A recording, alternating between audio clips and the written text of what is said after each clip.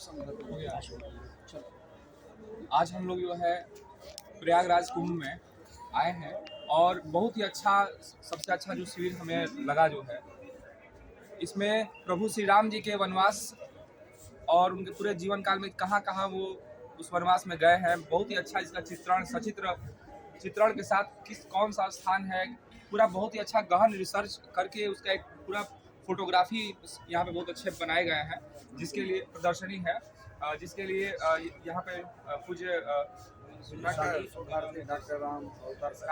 राम अवतार जी हैं। और हम जानेंगे गुरु जी से कि महाराज जी कैसे प्रभु का जो यात्रा का वृत्तांत आपने बहुत अच्छे तरीके से सचित्र वर्णन किया है, इसके लिए महाराज जी थोड़ा सा।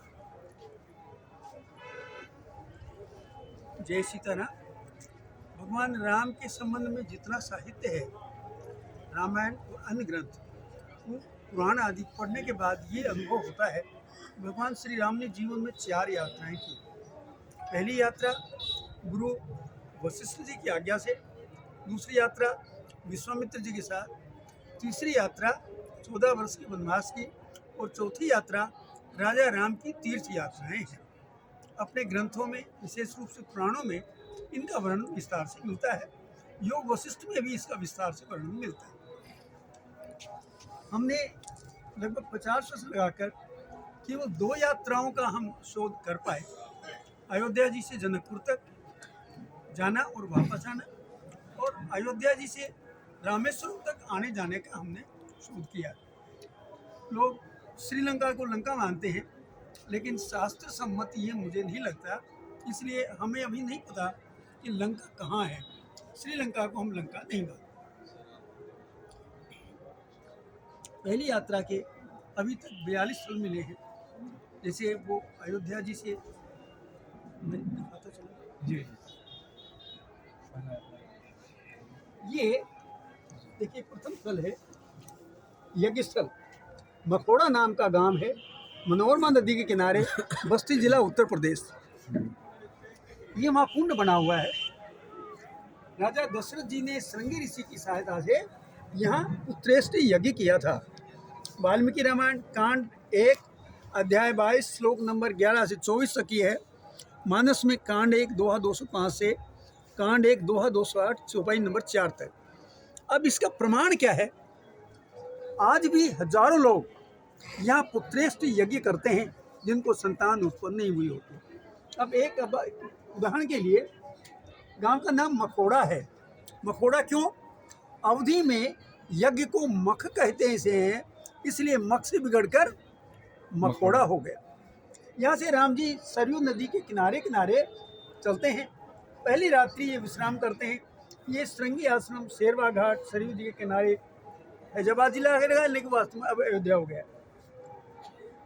यहाँ विश्वामित्र जी ने श्री राम को बला तथा अति बला की शिक्षा दी थी। ये संदर्भ है। अब ये श्रृंगी आश्रम क्यों? जब श्रृंगी ऋषि माँ शांता के साथ यज्ञ करवाने आए थे, पुत्रेष्ठ यज्ञ, तो राजा दशरथ जी ने यहाँ उनको आश्रय दिया था, इनको आवास दिया था। इसलिए आज भी यहाँ श्रृंगी ऋषि और माँ शांता के मंदिर है। इसके बाद भगवान राम सरयू जी के किनारे किनारे चलते हैं। ये सब स्थल हैं जो सरयू जी के किनारे किनारे। सलोना ताल, भारद्वारिया मंदिर, रामघाट, सिदागर घाट, माना जाता है सिद्धगण से यहाँ की भेंट हुई थी। सिदागर घाट, लखनेश्वर डी, रामघाट नगर, यहाँ कभी सरयू जी और गंगा जी का संगम होता था। राम जी ने यहीं से गंगा जी पार की थी। वहाँ के केवट आज भी इस बात का प्रमाण है। वो केवट बताते हैं कि हमने पार करवाई थी, और वो केवट राज का मंदिर भी वहाँ है। वहाँ भगवान राम को विश्वामित्र जी ने बताया था कामेश्वर नाथ मंदिर के बारे में। यहाँ भगवान शिव ने कामदेव को भस्म किया था। इसी प्रकार ये सुबाहुडी, ये भरोली उजियार, ये वामनेश्वर मंदिर है। माना जाता है कि यहाँ भगवान विष्णु ने वामन अवतार लेने से पहले यहाँ भगवान शिव का पूजन किया था। यहाँ ताड़का मारी गई। इसका नाम आज भी चरित्रवन है। ताड़का नाला भी है। चरित्रवन क्यों? यह राम जी के वीर चरित्र का उद्भव हुआ था। उसके बाद यहाँ विश्वामित्र जी का आश्रम, जहाँ उन्होंने रक्षा की, यज्ञ की। रामरेखा घाट में स्नान किया। भगवान राम की पूजा की, राम ने पूजा की भगवान शिव की। और गोस्वामी जी के अनुसार अहरोली, यहाँ माँ अहिल्या का उद्धार हुआ। अहिल्या से ही अहरोली नाम का नाम बना है। यहाँ से फिर त्रिगना घाट से वो पार करते हैं सोनभद्र, यहाँ उनका सम्मान होता है। और गोस्वामी जी वाल्मीकि जी के अनुसार यहाँ माँ अहिल्या का उद्धार हुआ। गांव का नाम अहियारी है। इसकी लंबी कथा है, वो कभी समय आने पर बताएंगे। ये बिसोल है। बिसोल विश्वामित्र का अपभ्रंश है। यहाँ राम जी लक्ष्मण जी को विश्वामित्र जी के साथ जनक जी ने आवास दिया था। ये गिरजा मंदिर है। यहाँ माँ सुनैना के कहने पर माँ सीता यहाँ गिरजा माँ का पूजन करने आई थी, ताकि उनको मन के अनुसार पति मिल सके। बाग तड़ाक बिलेक हर्षे बंधु समेत ये लक्ष्मी नारायण मंदिर है, मठ है। यहाँ से माटी ले जाकर सीता माँ के विवाह की वेदी बनाई गई थी, क्योंकि माँ सुनैना का कहना था कि सीता मेरी जाई पुत्री नहीं है, मेरी पालिता पुत्री है। सीता के विवाह में सीता की माँ को होना चाहिए। तो यहाँ बसैया यहाँ से बांस काट कर ले जाए गए दूधमती से।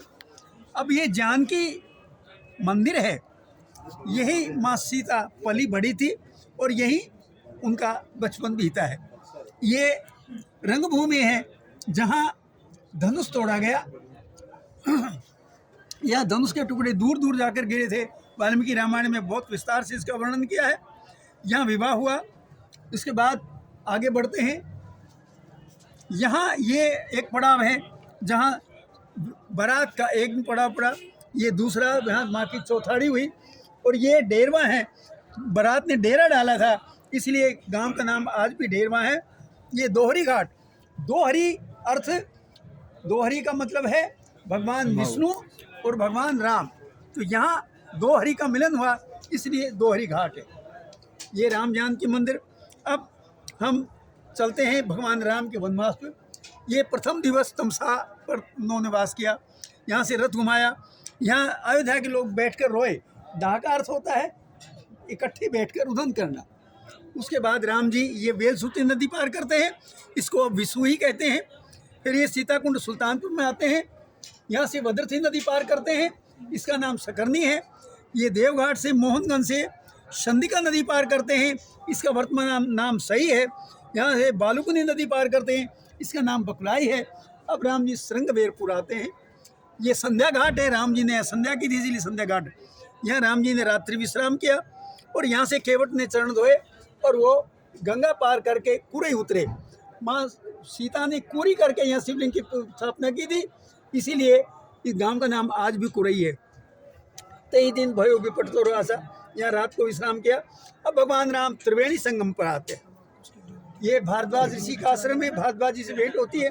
अक्षय वट के दर्शन करते हैं। ठीक है। और फिर वो आगे बढ़ते हैं।